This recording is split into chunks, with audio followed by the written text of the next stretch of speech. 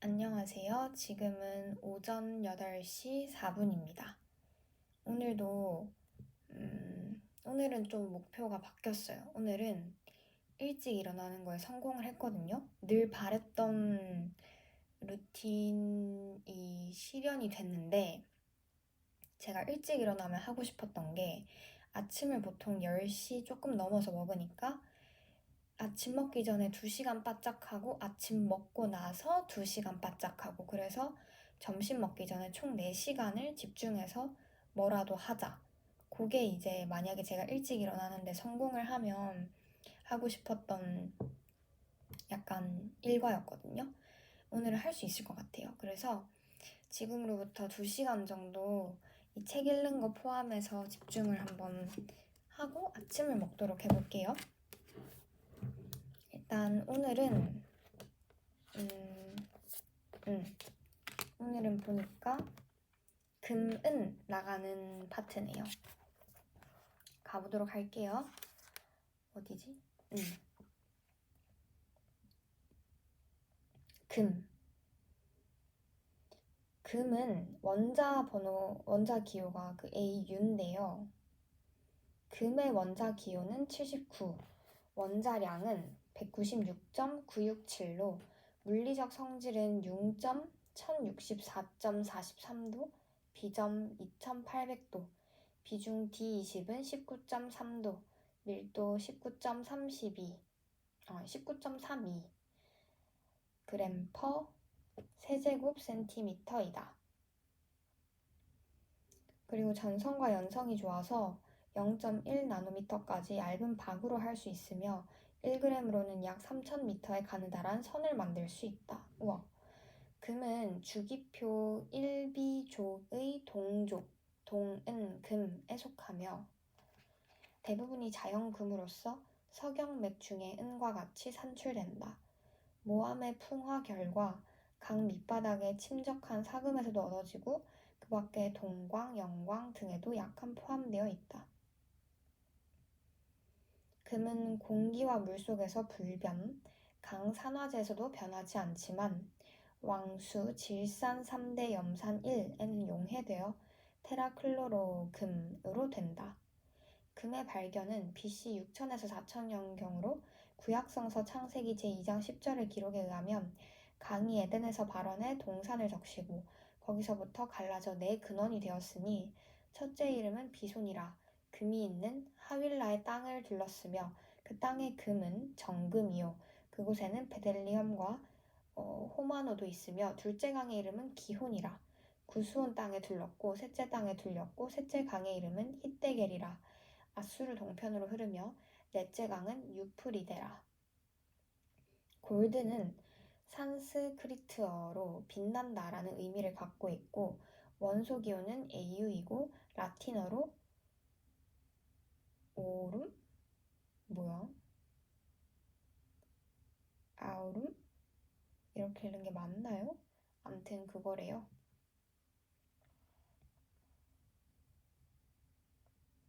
여기 주석이 조금 여러 개가 있는데 주석을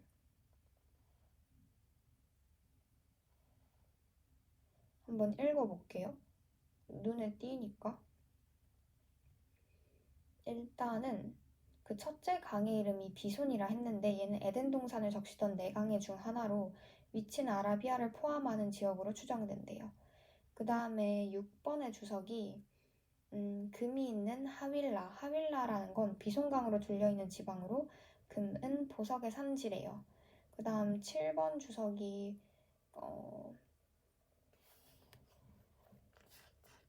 베델리엄?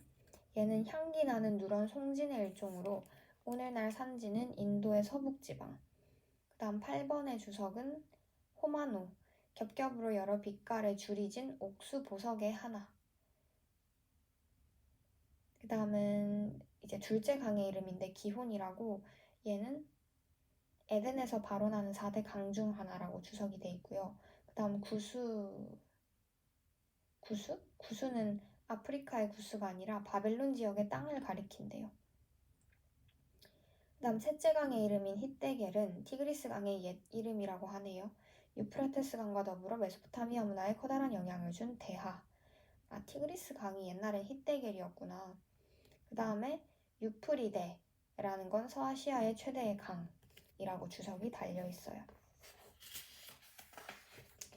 기원전 7에서 3세기 흑해 부간을 지배하던 유목민족 스키타이는 호화스러운 금은 공예품을 사용했으며 스키타이의 금은 금의 강에서 채집한 사금인 것으로 알려지고 있다. 고대 이집트는 유명한 투탕카멘 왕의 황금 마스크는 고대 이집트 문명을 대표하는 것으로 금은 권력과 부적 그리고 불사를 상징했다. 메소포타미아의 우르 왕조 고분 발굴에서 대표할 만한 우수 세공품인 황금, 자연금의 일렉트룸 제품이 출토됐는데 이것은 BC 3000년경 수메르인에 의해 만들어진 것으로 우수한 금속 가공 기술을 보여주고 있다. 트로이, 미케네의 에게 문명이나 스키타이, 잉카 등 고대 문명에서도 금을 존중했다. 중국에서도 상시대에 이미 금 제품이 존재하였으나 소형의 장식품에 한정되어 왔다. 춘추전국 시대에는 화폐나 상감 또는 도금에 사용되었고 금제 용기는 일반적으로 육조시대 이후에 제작되었다. 전국시대 전기, 호북성 수주시 증후을묘에서 출토된 금제자는 주조품으로 중국 최고의 금제품이다. 또한 고대 중국인은 우주 만물을 형성하는 5원기, 이 한자는 읽을 수 있어요. 금, 목, 수, 화, 토의 오행상성과 오행상극의 이치가 전 우주를 지배한다 믿었는데 색깔에 있어서도 금은 백색, 그 다음에 목은 청색, 수는 이 한자가 뭐지? 이것도 무슨 색일 텐데. 그리고 불은 미색, 토는 황색. 지금까지 안 나온 색이 뭐가 있죠 그러면? 그럼 이게 검은색인가? 아무튼 요걸로 금은 금속을 의미했고 오행은 오색의 오금으로 생각했다. 허신의 열문해자에서도 오금은 오색으로 청, 적, 황, 백, 흑 순의 의미를 가지고 있다. 앞서 살펴본 바와 같이 금은 동서양을 막론하고 고대로부터 부의 상징으로 부식되지 않고 아름다운 광택을 가진 가공하기 쉬운 성질을 가진 금속으로 희소 가치가 매우 높았다. 이런 이유로 중세 유럽에서는 비금속으로 금을 만들려는 연금술이 유행하기도 했으나 목적을 달성하지 못했다. 그러나 이로 인해 화학이 크게 발달했다. 고대의 유물은 순금으로 장식품을 만들기도 했지만 대부분은 금에 은, 구리를 섞어 합금으로 만들어진 것이 많으며 금 합금 유물 외에도 청동, 구리 합금 제품, 은 제품 등의 아말감 기법으로 화려하게 장식한 금도금 유물들도 많이 있다. 순금에 은, 구리를 넣어 금을 합금할 경우 합금 함유율은 카랏 단위로 표시한다. 100%의 순금은 24K이며 1K는 24분의 1의 금이 합금된 것을 뜻한다. 예를 들면 23카라트는 금 96%, 은 40%, 미량의 구리가 첨가한 합금이다. 18K는 금 75, 은 25이다. 은의 함량이 증가하면 빛을 잃은 백색의 금으로 되는데 변색을 막기 위해 니켈, 파라듐, 아연을 첨가한 상업적 방법이 1840년 이후에 사용하게 되었다. 구리를 더 첨가한 합금은 경도가 증가하면서 적색으로 된다. 금도금 제작 방법에 대해서는 다음 장에서 자세히 살펴보도록 한다. 우리나라에서 금을 사용해 만들어진 대표적 유물은 낭낭시대 고분인 평양 서감리 9호분에서 발견된 금제 대구이다. 이 대구는 우수한 금세공 기술을 유감없이 발휘한 걸작품이다. 고구려는 평양시 력포구역 통산리 진파리 7호에서 출토된 해뚜름무늬 금동 장식, 평양시 대성구역 압리성터 출토의 불꽃 뚜름무늬 금동 보관 등 백제는 무령왕릉 출토 금제 관식, 금 뒷꼬치, 금 목걸이 등 많은 금 제품이 있다. 신라는 서봉총 금관을 비롯해 금관총, 황남대총, 금영총, 천마총, 금 귀걸이, 금반지, 금 목걸이, 금 드리개, 금 허리띠 등 종류와 양이 다양하고 많다. 특히 신라는 금에 대한 남다른 관심과 애착심을 가진 황금의 나라였다.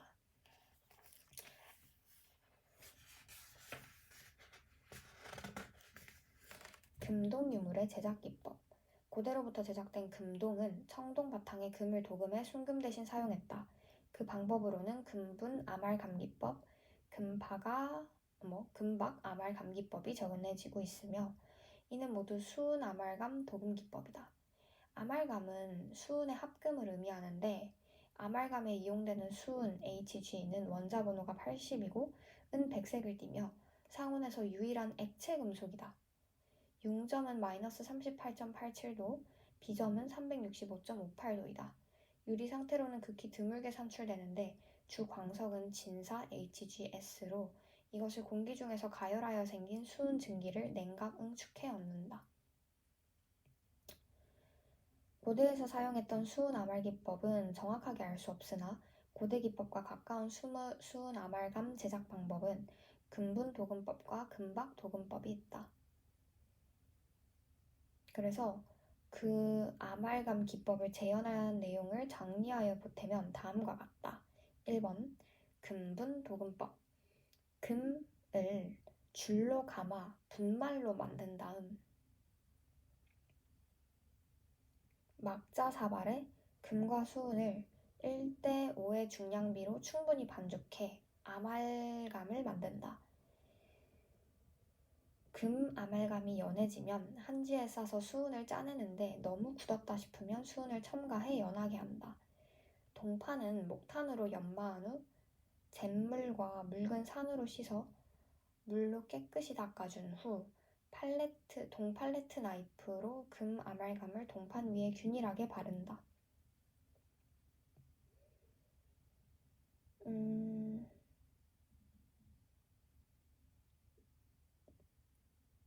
이것을 가열장치에서 가열하는데 온도는 약 350도를 유지하고 절대로 대기 중에서는 행하지 않는다.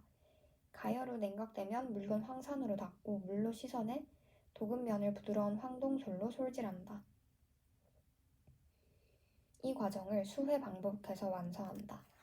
두 번째, 금박 도금법. 동판을 목탄으로 연마하고 잿물로 탈지한 후 묽은 산으로 닦아내고 물로 잘 씻어준다. 이렇게 처리한 동판에 동팔레트 나이프로 수은을 균일하게 바른 다음 대나무 핀셋이나 젓가락을 이용해 금박을 그 위에 놓는다. 달라진 건 금박을 위에 얹는 거네요. 금박의 금색이 은색으로 변하면 가열장치에서 350도로 가열한다. 만약 금박이 금색일 때 가열하면 금박이 찢어지거나 마무리면이 안 좋게 되기 때문에 주의한다. 가열 후 냉각이 되면 가열장치에서 꺼내 묽은 산으로 닦아 물로 씻어주고 도금면은 부드러운 황동솔로 솔질한다.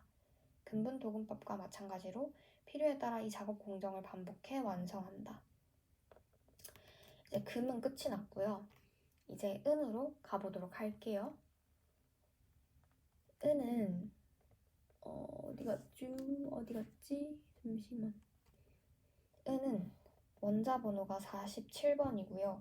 원자량 107.868이, 녹는점 961.9도, 끓는 점 2212도, 비중 D20은 19.3이다.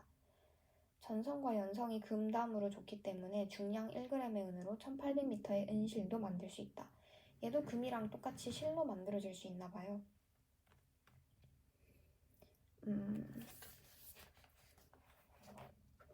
실버라는 말은 아카트어, 메소포타미아에서 사용하던 언어래요. 여기서 왔고, 원소 Ag는 라틴어를 어떻게 읽는지 모르겠네.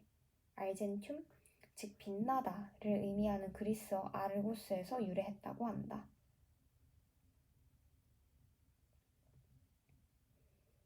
은은 예로부터 알려진 금속이지만 금보다 자연 산출량이 적고 주로 휘은광 등 황화 광물로서 금과 같이 산출되거나 납구리, 아연 등의 광석에 함유되어 있는 경우가 많기 때문에 까다로운 정제법을 거쳐야 얻을 수 있다. 그래서 고대에서는 금보다 더 귀하게 여기는 시기도 있었다. 금과 은은 초기 수메르 시대의 우르에서는 일반적으로 사용했으나 이집트에서 은은 진귀한 물건이었고 그리스 로마 시대까지도 보유하지 못했다. 따라서 투탕카멘 왕묘에 몰래 침입한 도둑이 가장 먼저 뒤진 것이 은이었다는 것도 이런 사실을 뒷받침해주고 있다. 고대의 은은 주로 방현석에서 얻어졌으며 BC 3000년경 이집트 메소포타미아의 고대 유적에서 발견되었고 바빌로니아 제국 시대는 은재 항아리가 출토되기도 했다. 우리나라에서 은제품은 5, 6세기에 접어들면 경주 항우리 37호묘, 은제관식, 경주 황남대총 남분 출토 은제관을 비롯해 은팔찌, 은반지, 은제대금구, 장식대도의 은장식 유물, 그리고 1971년 백제 무령왕릉에서 출토된 사마왕의 비라고 음각된 명문이 있는 은팔찌 한 쌍이 있다. 은은 이외 상감재료 및 각종 장식 재료로 다양하게 사용되었다. 특히 제작 기법을 살펴보면 은의 특성인 전성을 최대한으로 살려 얇게 두드려 펴서 만든 이 용기는 신라시대에서 출토된 은제 유계압 등이 있는데 제작 당시 자국의 흔적을 쉽게 찾을 수 있다. 그래서 오늘 금과 은을 봤는데요. 그 다음은 이제 단원이 달라지거든요. 그 다음은 금속 재질별 부식과 보존에 관련된 것 같아요. 얘를 깔끔하게 그 다음부터 해야지 이게 깔끔할 것 같긴 한데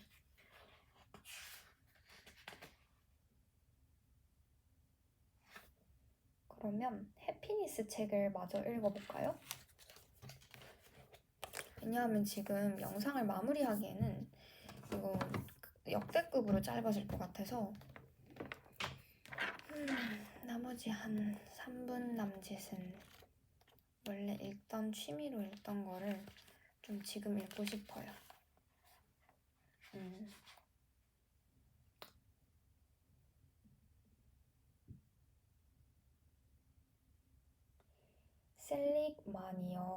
셀릭맨인지 뭐인지 어쨌든 이게 사람 이름인데 authentic happiness, 진정한 행복이라는 거에 대해서 definition, 정의를 내렸거든요. 여기서부터 제가 읽어야 돼요. 읽어볼게요.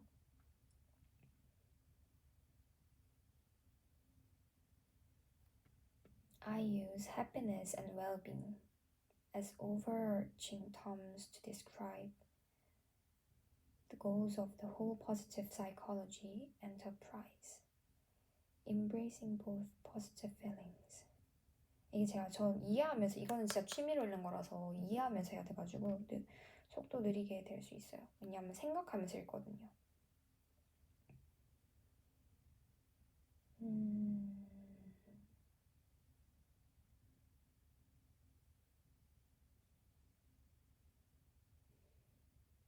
Both positive feelings and positive activities have no feeling component at all.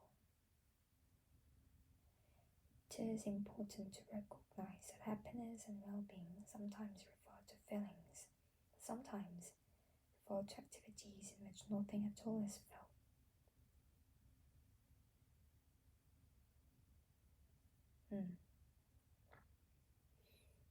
이 사람이 해피니스랑 웰빙은요, 긍정적인 감정과 긍정적인 어떤 행동 둘 다를 포용적으로 일컫는데 사용을 한대요. Though Seligman is right to point out that there is more to life than happiness, he muddies the waters with these definitions.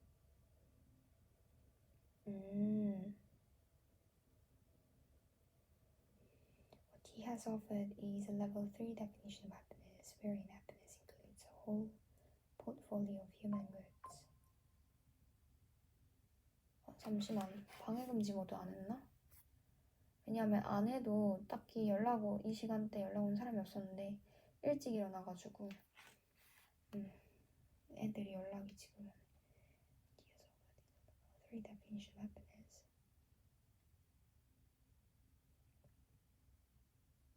But these departs from the ordinary language sense of the word. Would people picking up authentic happiness in a bookshop really have expected the condition described therein to be one with no feeling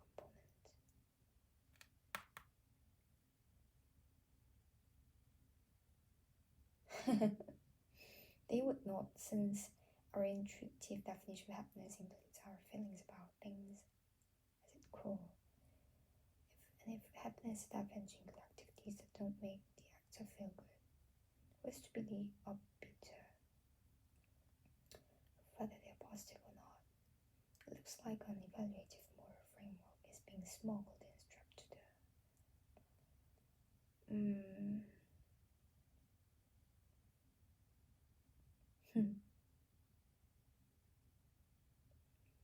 아까 그 셀릭먼이 행복이 긍정적 감정과 긍정적 행동을 일컬을 때 우리는 해피니스나 웰빙이라는 단어를 쓰는데, 근데 이 positive activities는요, 어떤 특정한 감정적인 어떤 구성 요소를 가지고 있는 게 아니다라고 말씀을 하셨거든요. 그래서 이 사람은 이제 해피니스에도 1단계, 2단계, 3단계가 있는데 3단계에 가장 고차원적인 행복에 가장 가까운 데피니션을 내린 사람인데요. 근데 이게 조금 역설적이긴 하잖아요. 왜냐하면 보통 우리가 행복이라는 건 어떤 feeling, 감정이라고 생각을 하기 쉽잖아요. 근데 이 사람은 감정이랑 별개로 약간 정의를 내린 사람이거든요. 진정한 행복이라는 건 어떤 감정과 연루된 게 아니다.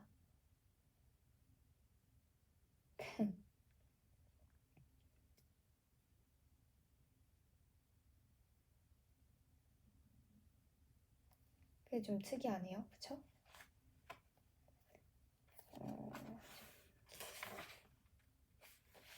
Several tentative conclusions can thus be reached. When people talk of happiness, they generally mean a state involving positive feelings or positive judgments about feelings. 그니까요. 그러니까 사람들이 일반적으로 행복에 대해서 얘기를 하면, generally하게 얘기를 하자면 보통은 긍정적인 feelings, 감정이나 긍정적인 어떤 judgment, 판단, 감정에 대한 판단을 포함한 어떤 그런 상태를 보고 우리는 행복이라고 하잖아요. This level 1 and level 2. 근데 이거는 행복이 이렇게 피라미드형으로 1단계, 2단계, 3단계가 있으면 1단계, 2단계에 해당하는 게 이런 감정이랑 관련된 행복이래요. Focus in the rest of this book. When the definition is made any broader to include other human values and goods, the concept becomes incoherent. The flip side of these is that there are other important human goods which are not reducible to happiness in this sense. This is the valid point that Rives and all make. 근데 이 행복이라는 정의에서 좀 더 브로드하게, 더 넓게 이렇게 나아가 보면 단순히 감정뿐만이 아니고 인간의 어떤 가치, 그런 개념들이 이제 포함이 되면서 행복의 정의가 굉장히 두리뭉실하게 된다는 거죠.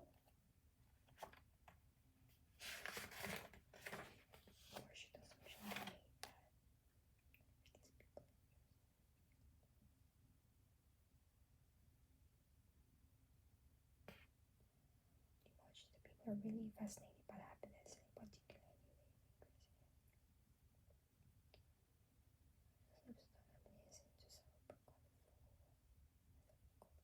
Withholding happiness, not a good life.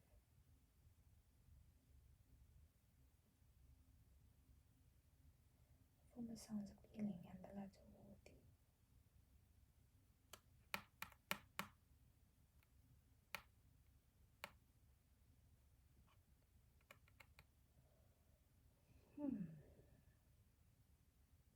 Perhaps this reflects the individual as together with those of our culture, which is the important universal feature of our psychology.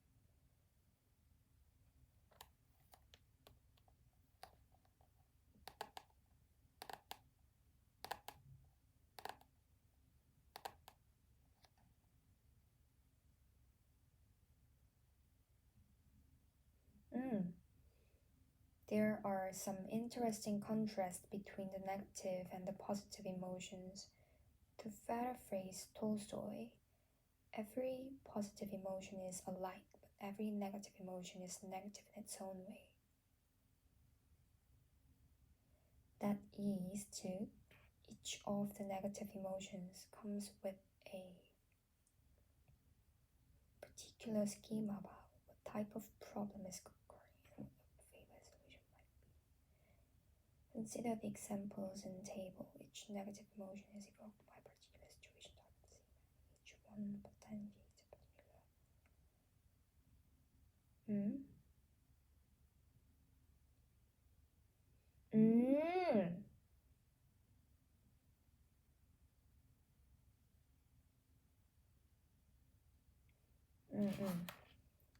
재밌는 대조가 있는데요. 부정적인 감정과 긍정적인 감정은 상당히 조금 성질이 달라요.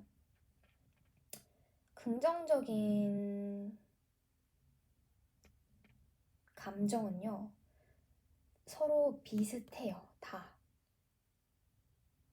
근데 부정적인 감정은요, 그만의 그 저마다의 특징이 세부적으로 나뉜다는 거예요. 그래서 여기에서 테이블에서는 부정적인 감정을 총 4가지 범주로 나누어서 설명을 하는데요. 그 4가지 범주는 첫 번째 fear, 두려움, 두 번째 anger, 화, 세 번째 sadness, 슬픔, 네 번째 disgust, 혐오. fear는요, 보면 ongoing source of danger, 뭔가 위협이 계속됐을 때 느낀대요. remedy, 어떻게 치료를 하는가? detect and flee, 그 위험을 감지하고요. 거기서부터 달아나야 된대요. 오, 우리 보통 위험한 거 있으면 맞서 싸울 생각하지 말고 피하는 게 상책이다. 그런 지혜로운 글귀가 있잖아요. 그게 맞나 봐요. 여기 remedy에도 flee라고 달아나다라는 단어를 제시를 했네요. 뭔가 confront, 맞서다 이런 단어를 사용하지 않았어요, 전혀. 그 다음 두 번째 emotion, anger, 화. 얘는요, violation of norm or agreement by other person. 다른 사람에 의해서 어떤 규범이나 어떤 agreement, 서로 상호 간에 합의한 어떤 그런 것들이 위반되고 어겨지고 그렇게 될 때 화가 난대요. 그래서 어떻게 치료를 하는가? remedy. deter future violation. 미래에 어떤 그런 위반될 것들을 막아라. 그게 뭔 말이냐? e.g. example by punch on the nose, letter to the Times, etc.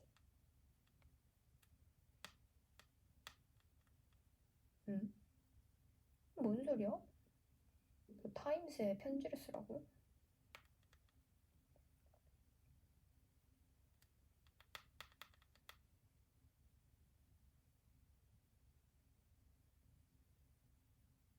By punch on the nose?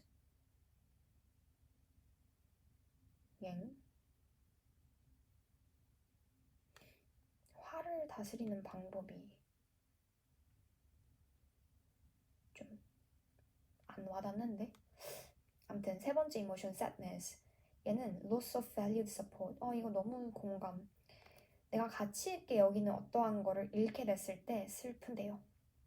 remedy, save energy and treat carefully until conditions improve. 에너지를 비축을 하래요. 그러니까 슬프지만 그 에너지를 좀 아껴두고요. 그 다음에 조심스럽게 그 상태가 나아질 때까지 케어를 하라. disgust, 혐오. 이거는 potential contamination. 어떤 잠재적인 오염? 기분 나쁘게 하는 것? 그런 것이 있을 때 혐오를 느낀대요. remedy, spit it out and avoid. 혐오스러운 게 있으면 spit it out, 뱉어라. 그리고 피해라. spit it out and avoid. 얘도 피하는 거네. 아무튼 이런 식으로 이 네거티브 이모션스는 각각의 스키마랑 레미디가 이렇게 범주가 나뉘어진다는 건 다르다는 얘기잖아요. 근데 포지티브 이모션스는 서로 특징이 alike, 비슷하대요.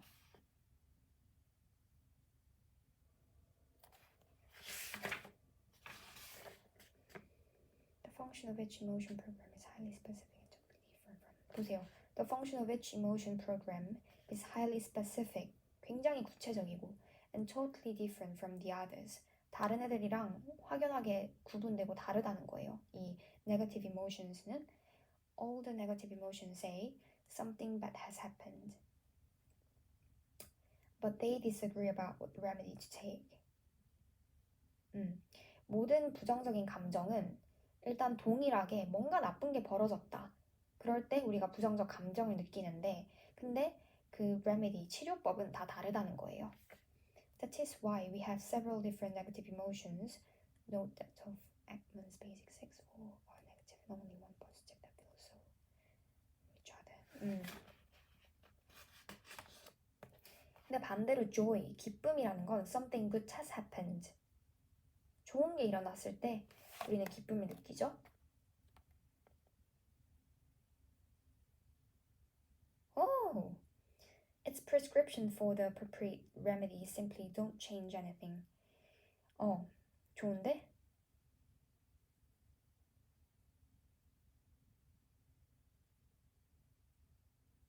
All belong to the same spectrum because there's only one way of going about not changing anything. 이런 기쁨에 대한 적절한 치료 방법을 위한 처방전은요. Don't change anything. 아무것도 바꾸지 마. 이게 뭔 소리야? 바꾸지 마? 그러니까 기쁘면은 기쁜 그 상태를 유지하라 그 얘기인가? Happiness is part of it.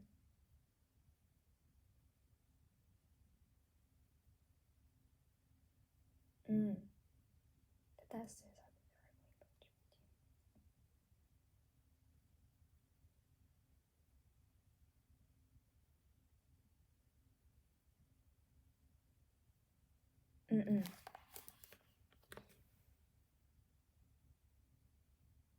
그게 뭔 소리냐면 바꾸지 말라 그게 뭐냐 하면요.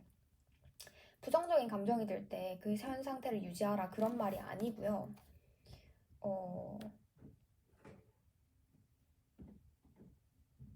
일단은 우리를 기분 좋게 만드는 그 환경의 변화 그거를 디텍트, 감지, 찾고요. 그 다음에 다른 어떤 우려나 걱정 것들을 제쳐두고 그 좋은 것들에만 only focus 집중을 하는 겁니다. 그리고 그거를 유지하는 거예요. 그래서 이 가설을 한번 테스트 해보고 싶으면 Try going back to your routine walk when your heart is full of joy about some recent good news. 네가 최근에 정말 기쁨이 충만하게끔 가슴으로 느낀 그 순간에 그 루틴에 그 일에 돌아가서 그때 뭘 했는지를 생각을 해봐라. Difficult, isn't it? 어렵지 않니? 상당히 어렵다는 거죠. 근데 저는 그렇게 하고 있어요. 저는 제가 정말 뭐를 할 때 정말로 충만하게, 가슴 충만하게 행복을 느끼는지 그거를 한 달 전인가 리스트로 이렇게 적어봤어요. 그랬더니 생각보다 좀 나오더라고요. 한 10개인가? 10개 남짓 나왔는데 이제 그걸 적어보니까 마음이 든든하더라고요. 내가 적어도 뭘 할 때 행복한지 스스로 알잖아요? 얼마나 든든한지 몰라요. 그럼 내가 좀 우울하거나 행복해지고 싶으면 그거를 하면은 될 것 같은 어떤 그런 든든함? 아무튼 오늘은 남은 시간을 이거를 읽어봤고요.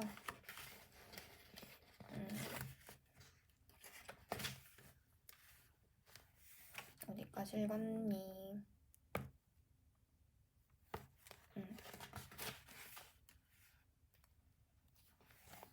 딴따단따단 재밌네.